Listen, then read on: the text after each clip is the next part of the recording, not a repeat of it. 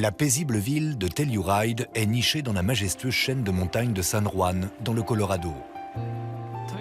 Telluride est une région principalement rurale qui se trouve à 2600 mètres d'altitude dans les montagnes rocheuses. Beaucoup de gens riches sont venus s'installer ici ces dernières années et y ont acheté une maison. L'architecture victorienne et pittoresque de la ville, ainsi que ses excellentes pistes de ski, lui ont valu la réputation d'être le secret le mieux gardé du Colorado. Telluride est très huppée. C'est une petite ville charmante. C'est paisible, le taux de criminalité est très bas. Les gens laissent leurs clés de voiture sur le contact et la nuit, ils ne ferment pas leur maison à clé. Mais le matin du 6 août 1990, la quiétude de la ville vole en éclats après l'appel d'urgence d'une enfant.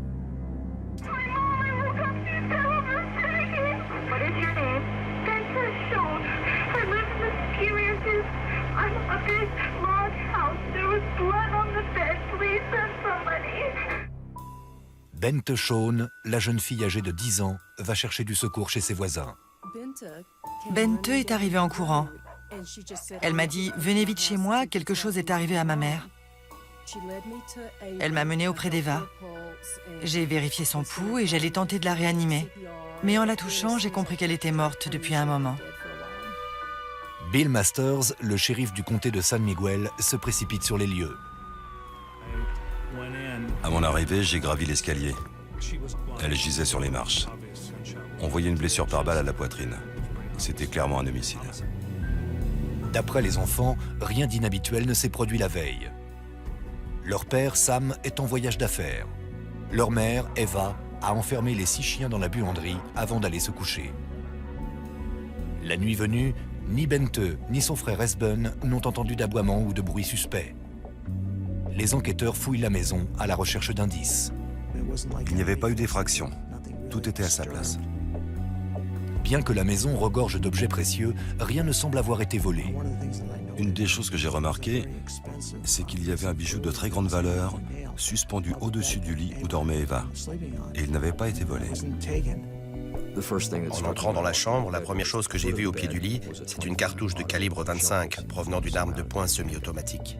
Et sur les draps de la victime, un indice déroutant. Il y avait une tache de sang sur les draps, et au milieu de cette tache, il manquait un morceau de tissu qu'on avait déchiré ou découpé.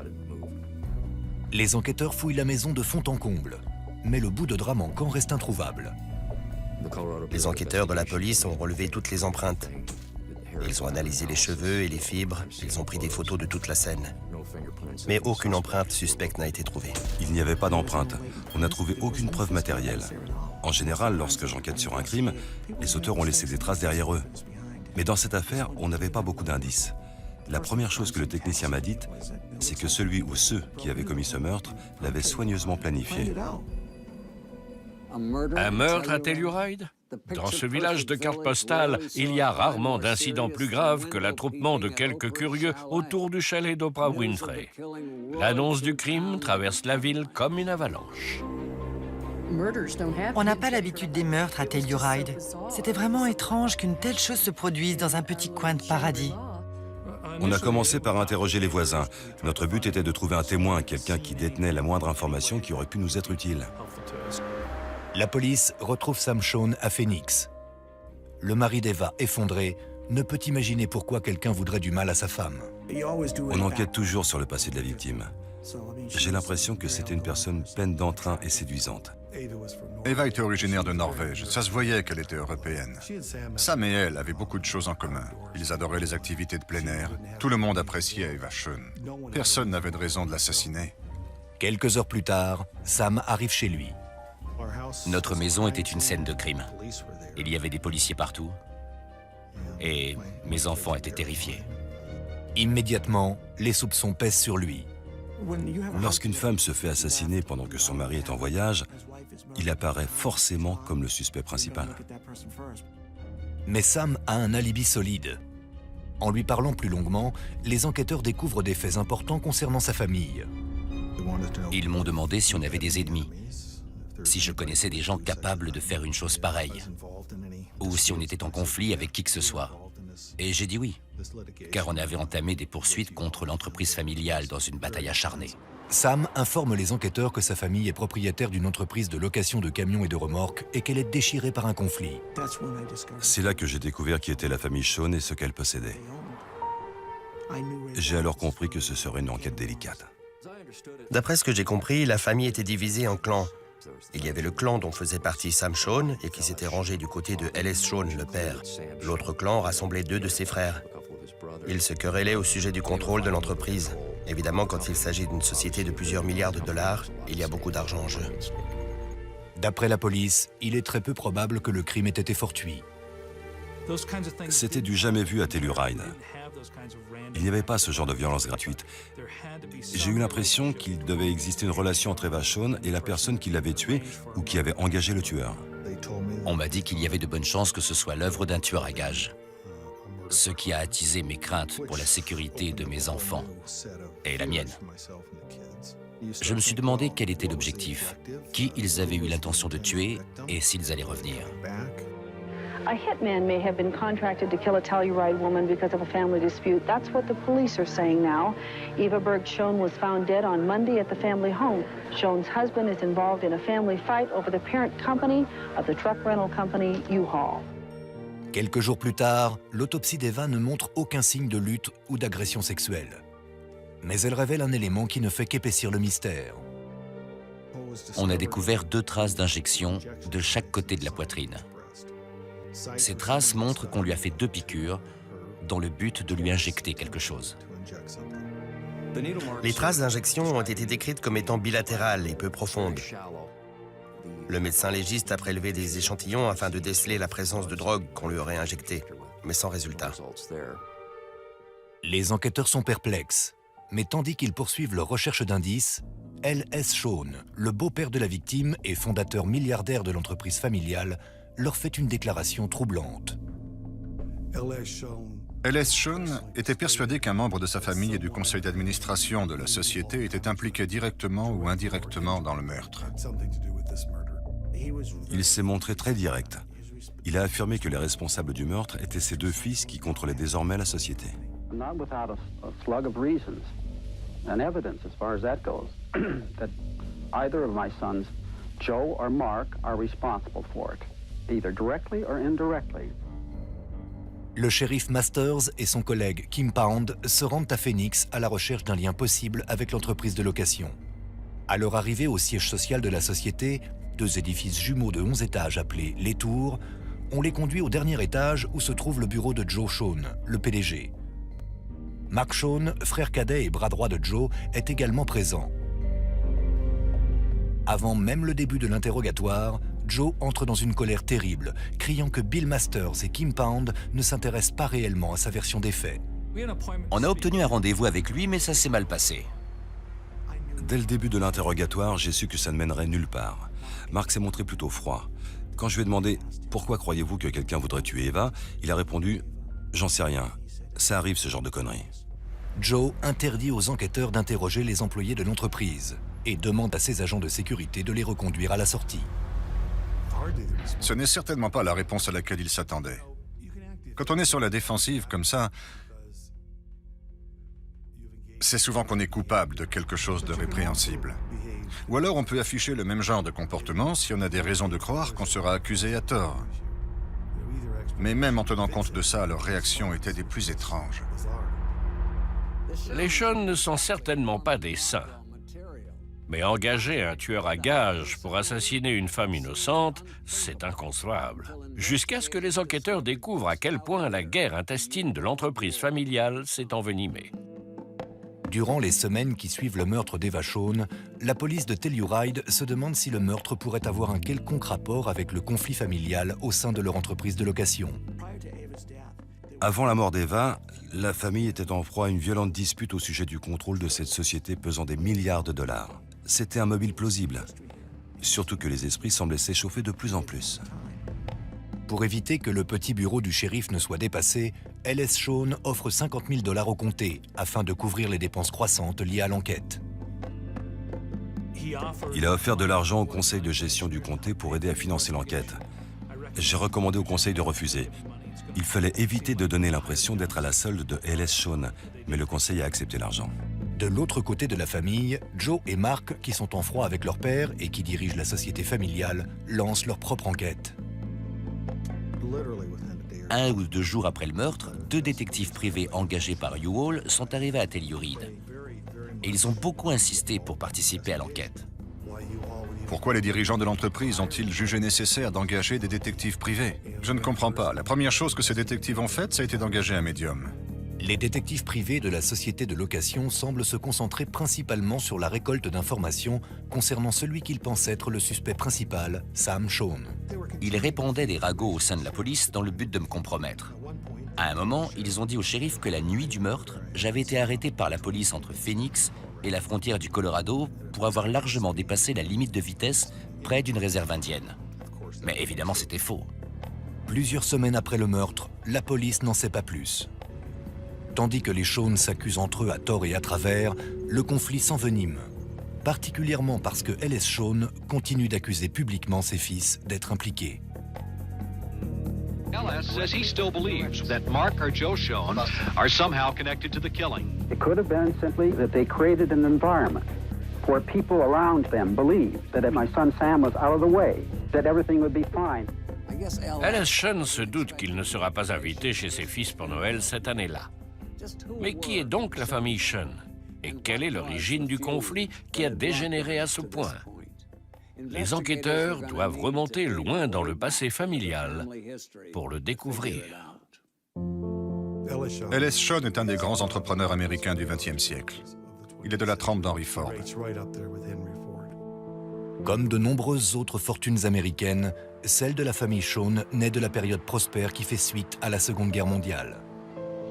L.S. Shawn a eu l'idée de créer une entreprise de location de camions lorsque, peu après la guerre, il a dû déménager avec sa famille. À la fin de son service dans la Navy, il est allé dans le sud de la Californie. J'étais son seul enfant à l'époque. Il avait quelques biens matériels et il voulait retourner vivre dans l'Oregon. Il n'avait pas les moyens d'engager une compagnie de transport, ce qui était l'unique option à l'époque. D'habitude, les gens vendaient leurs biens, chargeaient le reste dans leur voiture et rachetaient tout une fois sur place. Lui ne voulait pas faire ça. Alors il a créé le concept de location de remorques et en particulier la location aller simple.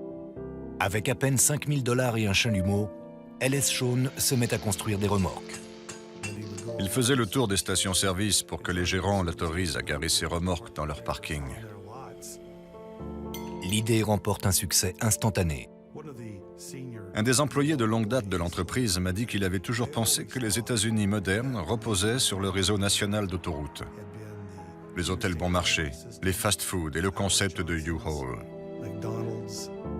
Il estimait que c'était grâce à ces 4 éléments que l'essor des États-Unis avait eu lieu. Pendant ce temps, la famille de L.S. Shawn s'agrandit aussi vite que sa société. Sa femme, Anna-Marie, et lui ont 6 enfants en 11 ans. Mais son bonheur familial est de courte durée. En 1957, Anna-Marie meurt d'une insuffisance cardiaque. Je crois pouvoir imaginer à quel point ça a affecté mon père, parce que je sais combien la mort de ma propre femme m'a bouleversé. Et sa situation était beaucoup plus difficile que la mienne. Il avait 6 enfants. Le plus jeune n'était qu'un bébé, et moi, l'aîné, j'avais 12 ans. Il devait se charger de l'éducation et des soins qu'exigent des enfants dans ce type de situation, en plus de diriger une entreprise qui devenait énorme et complexe à gérer. Je crois qu'il ne s'en est jamais vraiment remis. Si elle n'était pas morte, les choses se seraient passées autrement. Il a géré ça de manière rationnelle, comme il faisait pour tout. Il s'est dit qu'en s'organisant, il saurait prendre soin de ses enfants. Environ 2 ans après la mort de ma mère, il s'est remarié avec une femme appelée Suzanne Guilbeault. Durant les années 60, L.S. Shawn et Suzanne ont 5 enfants de plus. Désormais, son entreprise emploie des milliers de personnes à travers tout le pays et possède une flotte de près de 50 000 camions et remorques de location. Mais pour L.S., la famille passe avant tout. S'il a créé cette entreprise, c'était en grande partie pour ses enfants. Il a commencé à offrir à chacun d'eux un pourcentage des actions de la société. Ça ne lui posait aucun problème parce que son souhait, c'était de les voir hériter un jour de l'entreprise. En attendant leur majorité, il votait en leur nom lors des réunions annuelles des actionnaires. Grâce à la générosité de leur père, même les enfants en bas âge deviennent des associés millionnaires dans l'entreprise familiale. Des années plus tard, il regrettera cette décision. Mais pour l'heure, L.S. Shawn offre une vie de château à sa progéniture. Après son second mariage, la famille a mené une vie d'opulence. En 1964, sur un coup de tête, L.S. décide de déménager avec sa famille. Il a fait un voyage à Phoenix et il a beaucoup aimé. Il s'est donc mis à visiter des maisons dans la région. Il a entendu dire qu'une maison de l'architecte Frank Lloyd Wright était à vendre. Il l'a visitée et l'a achetée le jour même. C'était un véritable joyau. Le fait d'habiter cette maison attirait beaucoup de gens. Elle donnait une apparence de richesse et de puissance. Mais la richesse et la puissance des Shawn engendrent des problèmes à la maison. Joe et Mark, les troisième et quatrième enfants, sont insupportables. Ils se conduisent de façon détestable et se querellent fréquemment avec leurs parents, en particulier avec leur belle-mère. Ils se montraient très hostiles et belliqueux. Ils étaient indisciplinés. On m'a décrit Joe comme étant impétueux et provocateur. Il se comportait de façon mesquine. Il s'en faut de peu pour que le comportement de Joe envers sa belle-mère ne devienne violent. À une époque, il était furieux contre elle. On raconte qu'un jour, il a pris une arme à feu et qu'il l'a attendue dans la pénombre. Apparemment, son objectif était de la tuer, mais il ne l'a pas fait. Il a laissé tomber. L.S. Shawn tente de régler ses problèmes familiaux avec de l'argent. Il se sentait coupable de ses absences fréquentes. Alors, il se montrait indulgent et il couvrait ses enfants des avantages de son immense fortune. Même adolescents, ils avaient déjà une carte de crédit et une voiture au nom de la société. Ils touchaient un salaire, sans même travailler. Alors que ses enfants grandissent, L.S. Shawn suppose qu'ils vont travailler au sein de l'entreprise familiale. Mais les deux aînés, Sam et Mike, ont d'autres projets en tête. Sam étudie la médecine et commence son internat. Mike fait du droit et ouvre un petit cabinet. Ils n'ont jamais manifesté le désir de diriger l'entreprise. Ils voulaient mener des carrières différentes. Joe était le troisième fils, et dès son plus jeune âge, il se voyait comme l'héritier de son père et comme celui qui allait reprendre les commandes. Après un master en gestion à Harvard, Joe travaille à temps plein dans l'entreprise de son père. Mais L.S. Shawn n'est pas satisfait. Suite à ces observations, L.S. Shawn en est venu à croire que Joe n'avait pas le caractère qu'il fallait pour diriger l'entreprise. Ce n'est pas qu'il manquait d'intelligence, c'est tout simplement qu'il n'avait ni la personnalité, ni la discipline nécessaire. Joe le savait et je crois que ça l'a beaucoup déçu. Quand la société est au bord du gouffre lors de la crise du pétrole des années 70, L.S. se tourne vers ses fils aînés et demande leur aide.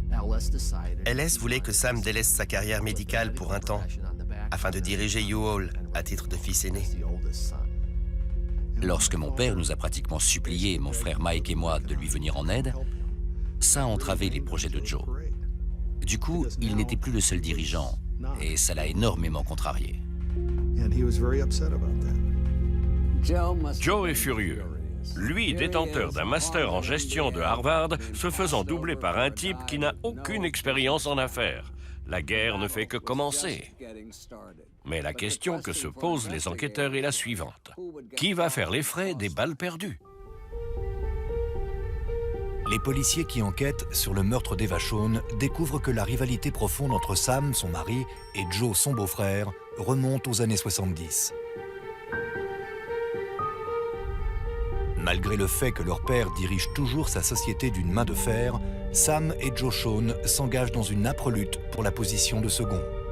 Certaines des interactions que j'avais avec mon frère Joe me semblaient incompréhensibles. On était très différents. Il n'était jamais clair dans ce qu'il me disait. Lorsqu'on rentrait à la maison le soir, il me disait que la société était au bord de la faillite, que la situation était terrible. Personnellement, j'avais fait des études de médecine, pas de commerce. Alors je lui demandais de m'expliquer plus en détail, mais il refusait. Il disait juste que c'était la faillite assurée. Mais lorsque Sam rencontre le directeur financier de la société, il découvre que les affirmations de son frère sont fausses. Avec le recul, j'ai compris qu'il voulait semer le doute quant à l'aptitude de mon père à diriger la société. La rancœur de Joe envers son père empoisonne l'ambiance dans l'entreprise. Je crois que la lutte pour le contrôle a divisé la famille. Ce lieu de travail unique et à l'atmosphère dynamique était devenu le cauchemar de tout employé, vu les circonstances. La nature vindicative et imprévisible des frères Sean finit par rendre impossible le travail des employés. Personne ne sait quand la guerre va éclater. Lorsque Joe était en colère contre quelqu'un, il le virait. Les employés lui obéissaient, à moins qu'un cadre plus haut placé vienne à leur rescousse. Il y avait des désaccords entre les frères. Ils avaient chacun leur position. L'un d'eux tentait de diriger la société dans un sens, alors que l'autre prenait la direction opposée. Un jour, au bureau, ils en sont même venus au point. Les enquêteurs qui se penchent sur cette période de l'histoire de l'entreprise familiale comprennent qu'on ne peut pas exclure le recours à la violence extrême au sein de la famille Sean. On recevait toutes sortes d'informations. Les gens nous parlaient de drogue et d'armes à feu. Il nous était impossible de vérifier toutes ces allégations. Beaucoup de gens qui étaient proches de la société de location pensaient qu'il existait une culture de la violence entre Joe et Mark. Ils étaient prêts à faire usage de méthodes d'intimidation peu orthodoxes ou même de violence physique, si ça leur permettait d'atteindre leur but.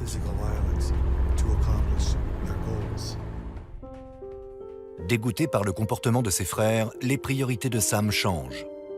En 1975, il rencontre une belle Norvégienne récemment divorcée, Eva Berg. En l'espace de quelques années, ils se marient et ont 2 enfants, Bente et Esben. Sam et Eva avaient beaucoup en commun. Ils menaient une vie très active. Elle ne s'était jamais impliquée dans les problèmes de l'entreprise de son beau-père. Elle tentait de rester à l'écart et elle se concentrait sur l'éducation de ses enfants. C'était une personne discrète et assez timide. Elle adorait les activités en plein air et ses chiens. Elle aimait les choses simples. Sam était extraverti. Eva était plus discrète. Elle était douce et gentille. Je les décrirais comme une famille très unie et heureuse. Contrairement à l'harmonie parfaite de son foyer, la vie professionnelle de Sam est de plus en plus conflictuelle. À l'approche de la réunion du conseil d'administration de 1986, les rancœurs que nourrissaient certains enfants envers leur père s'étaient intensifiées. Même si LS ne détient que 2% des actions privées de la société et que ses enfants possèdent la majorité des parts, il vote en leur nom et prend ainsi toutes les décisions. Mais ce que LS ignore, c'est que Joe fait secrètement campagne auprès de ses frères et sœurs pour lui dérober le contrôle. Son argument, c'était que leur père se faisait vieux, que la société allait le tuer et qu'il fallait l'aider.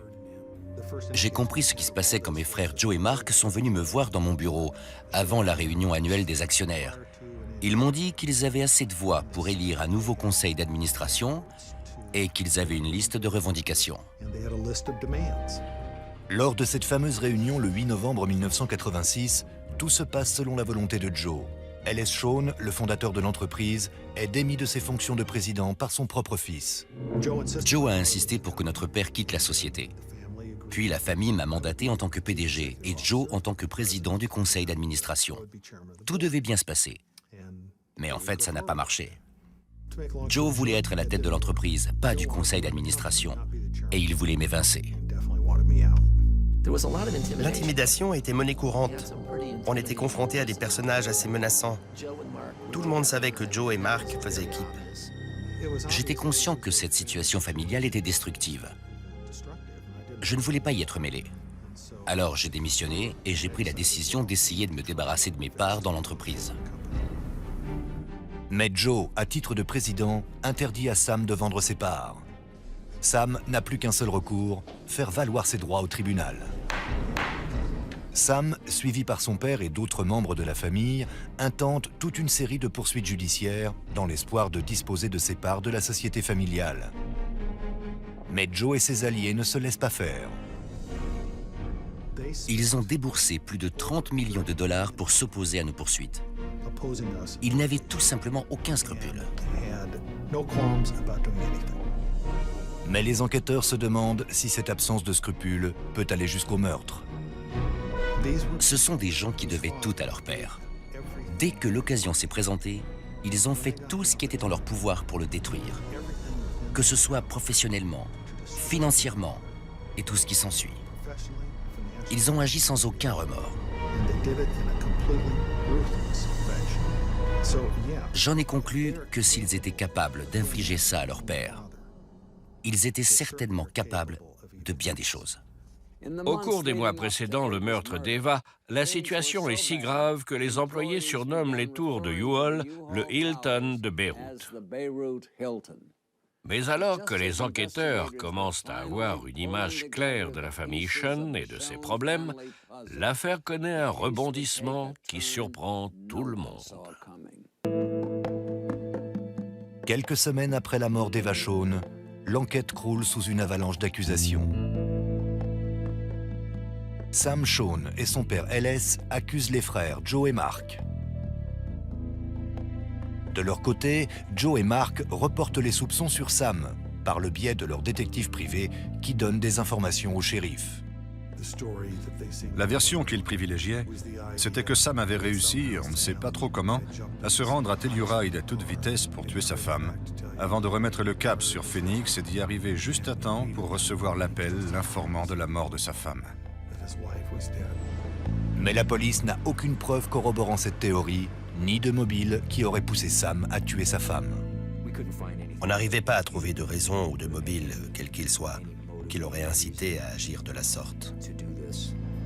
Au même moment, à Phoenix, les enquêteurs sont à la recherche d'indices qui confirmeraient l'implication de l'entreprise de location.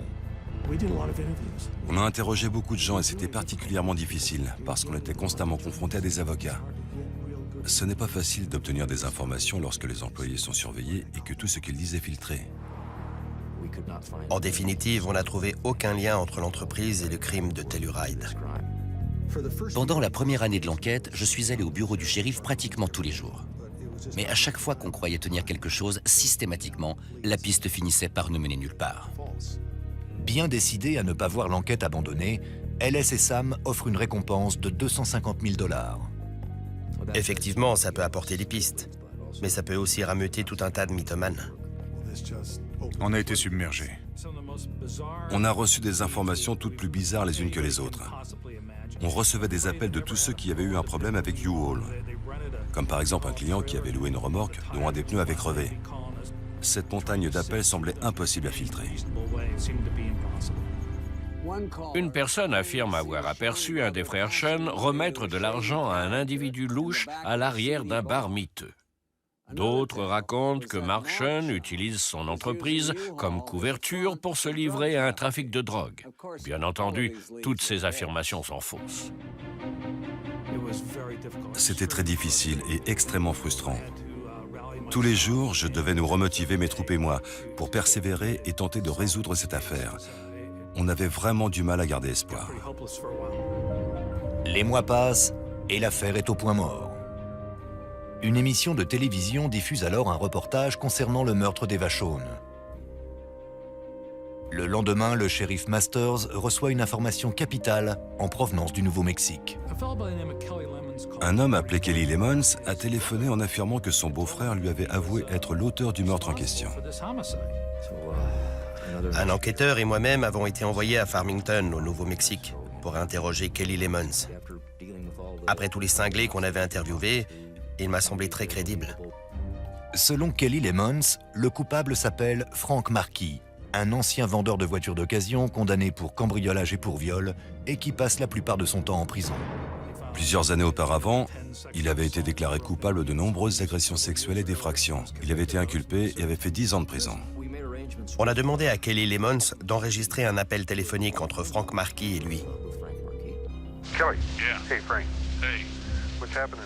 that show was on again. They had it on Unsolved Mysteries again. Well, don't worry about it. Kelly Lemons lui a demandé « Tu es sûr de ne pas avoir laissé de traces ?» You sure they can't trace nothing back to you? Absolutely. No gun, no nothing, right? Nothing. I don't want to talk about this. Okay, You know what I mean? En entendant ça, c'était évident qu'on tenait quelque chose. En entendant cette conversation, j'ai su que c'était notre meilleure piste.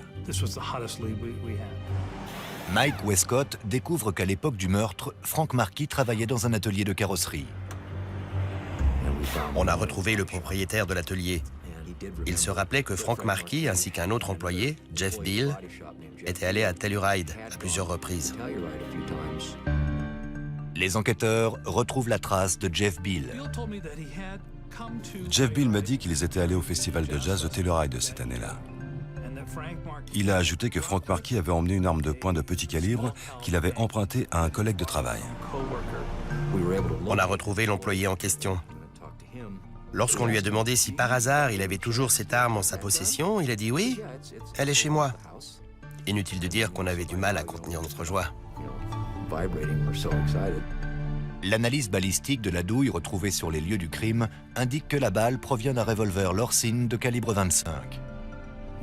Et évidemment, l'arme qu'on a récupérée était un Lorcine de calibre 25. Mais quand la police teste l'arme, les résultats sont surprenants. Les experts ne pouvaient pas déterminer en toute certitude que la balle qui avait tué Eva Shawn provenait bien de cette arme. Ils ont indiqué que quelqu'un avait limé l'intérieur du canon pour modifier les striures laissées sur les balles. Les enquêteurs pensent que Frank Marquis a délibérément limé le canon pour chercher à brouiller les pistes. On avait un tas d'éléments indirects. On savait qu'il se trouvait en ville et on avait l'arme du crime. Mais le procureur a dit que c'était insuffisant et qu'il lui fallait plus de preuves matérielles. Monsieur Bill nous avait raconté que pendant le chemin de retour vers Santa Fe, Frank avait enlevé certains de ses vêtements et les avait jetés par la fenêtre du véhicule. J'ai demandé à Jeff Bill s'il saurait nous indiquer l'endroit exact. N'oublions pas que les faits dataient de 4 ans. On a donc refait le trajet ensemble. Ils installent Jeff Beal sur la banquette arrière et les shérifs adjoints parcourent les 650 km qui séparent Telluride de Santa Fe dans l'espoir d'un coup de chance improbable. Ils ont passé le bas-côté de la route au peigne fin, aux endroits que Jeff Beal pensait reconnaître. Par le plus grand des hasards, ils sont passés devant un tas de débris empilés par une pelleteuse et des bouts de tissu en dépassaient. Par chance, les enquêteurs récupèrent 2 morceaux de ce qui semble être des vêtements très détériorés. Au laboratoire, on a méticuleusement analysé tous ces morceaux de tissu, un à la fois, jusqu'à ce qu'on trouve enfin un cheveu. Les analyses ADN révèlent qu'il appartenait à Eva Shawn. Je savais qu'on le tenait. J'étais sûr qu'il était coupable, sans l'ombre d'un doute. Quelles étaient les chances qu'une autre personne se soit rendue à Telluride le même week-end avec un Lorcine 25 automatique en poche? Il ne pouvait s'agir que de lui. On savait où il habitait, alors on est allé à Santa Fe et on l'a arrêté. LS et Sam soupçonnent Frank Marquis de n'être qu'un maillon d'une chaîne bien plus grande qui remonte jusqu'à Joe et Mark. Mais malheureusement, les événements ne se déroulent pas comme ils l'espèrent. Maintenant que la police de Telluride a enfin un suspect en détention, elle espère lui faire raconter toute l'histoire derrière le meurtre d'Eva Shawn. Frank Marquis refuse de coopérer. Mais sa façon étrange de se comporter en prison ne fait qu'alimenter les soupçons des enquêteurs. On nous a raconté que Frank Marquis récupérait les sachets de moutarde et qu'il s'en faisait des shampoings. Il restait là, ruisselant de larmes. On avait obtenu un mandat pour un prélèvement de cheveux en vue d'un test ADN. En prison, une légende circulait selon laquelle la moutarde modifiait l'ADN. Reste à savoir pourquoi une personne innocente ferait une chose pareille. Quelle que soit l'importance qu'on accorde aux soins capillaires, les personnes innocentes ne se badigeonnent pas les cheveux de condiments provenant de la cantine de la prison. Frank Marquis refuse peut-être de parler, mais ce qui est sûr, c'est qu'il sait quelque chose. Il avait été accusé, arrêté et placé en détention. On tentait de lui soutirer des informations qui nous auraient permis de déterminer si d'autres personnes étaient impliquées et s'il n'était qu'un des rouages du complot. Après plus d'1 an d'emprisonnement, Frank Marquis accepte enfin de parler. Mais ce qu'il a à dire prend la police au dépourvu. I want you to really put yourself back in that time of 1990. Il a tout avoué. Il a affirmé que Jeff Beal et lui s'étaient rendus à Telluride dans le but de cambrioler la maison d'un trafiquant de drogue et de voler son stock et son argent. Il avait demandé à Jeff Beal de le conduire à Ski Ranch. Puis, il avait décidé de marcher dans le quartier et de cambrioler toutes les maisons qu'il pourrait.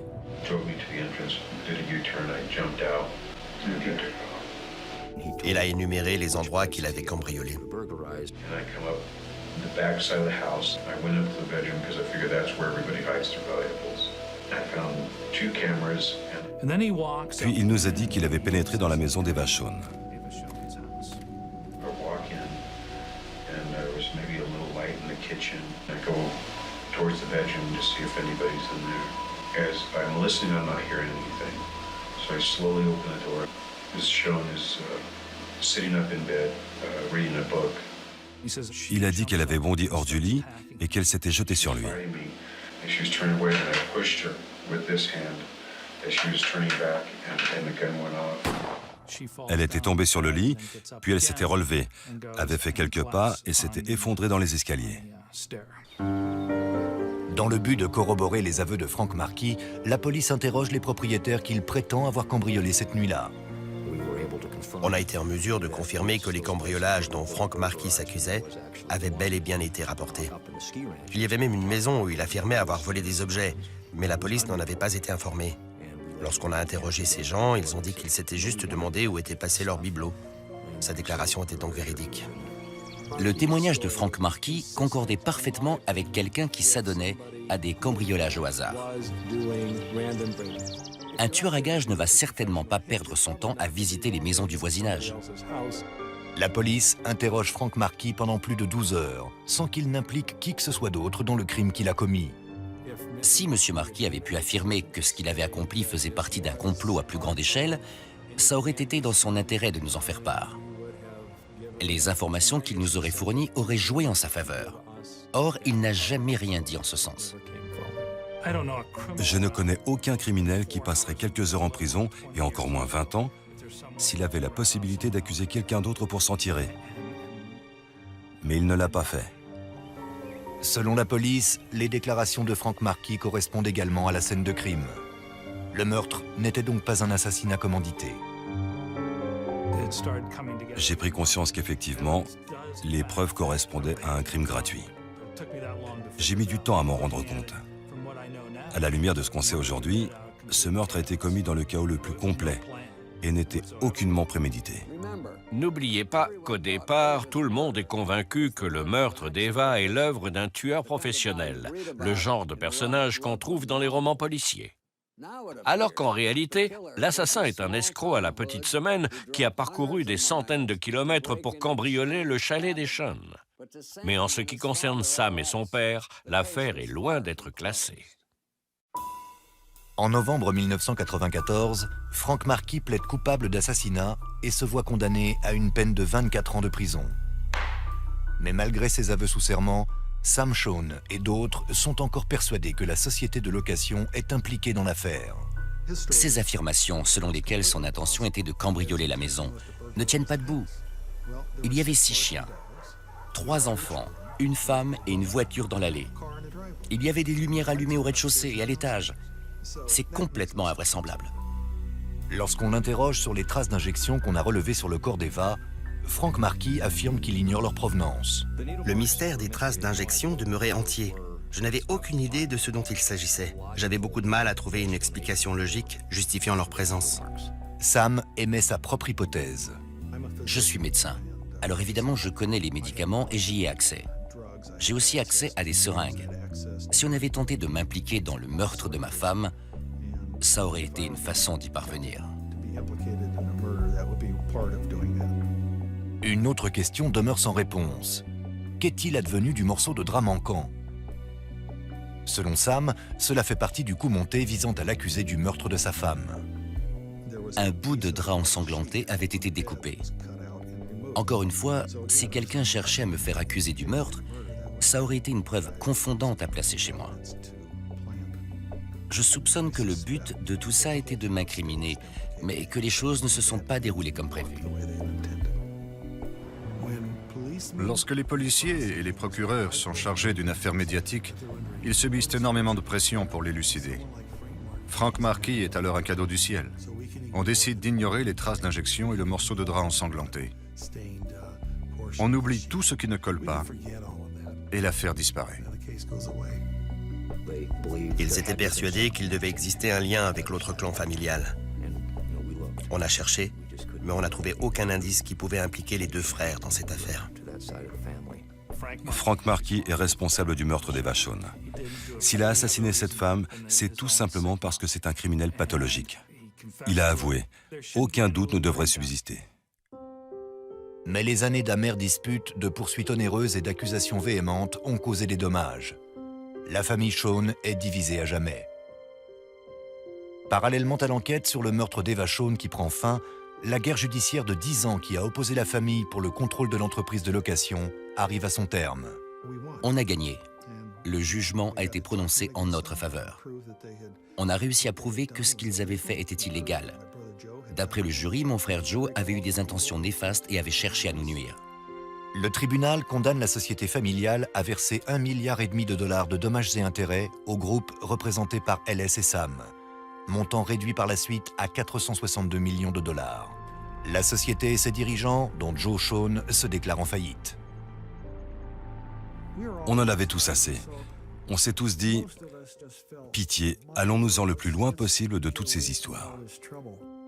En octobre 1999, LS Shawn meurt à Las Vegas lors d'un accident de voiture que la police estime être un suicide. Aujourd'hui, Joe et Mark Shawn dirigent toujours l'entreprise de location de camions et de remorques. Joe occupe le poste de PDG, et ce depuis qu'il a retiré à son père le contrôle de la société en 1986. Ma conclusion en ce qui concerne la famille et son histoire, c'est que l'identité du tueur n'avait plus d'importance. Les soupçons existaient depuis trop longtemps. Ils étaient si bien enracinés que même si le coupable n'avait jamais eu de rapport avec les Shawn, comme il s'est avéré, la famille était déjà détruite. Certes, je dois avouer que j'ai changé. J'imagine que la leçon que j'en ai tirée, c'est d'accepter le fait de ne plus être le même et qu'il faut savoir tourner la page. Sam Shawn a quitté Telluride. Il s'est remarié et a refait sa vie. Mais aujourd'hui,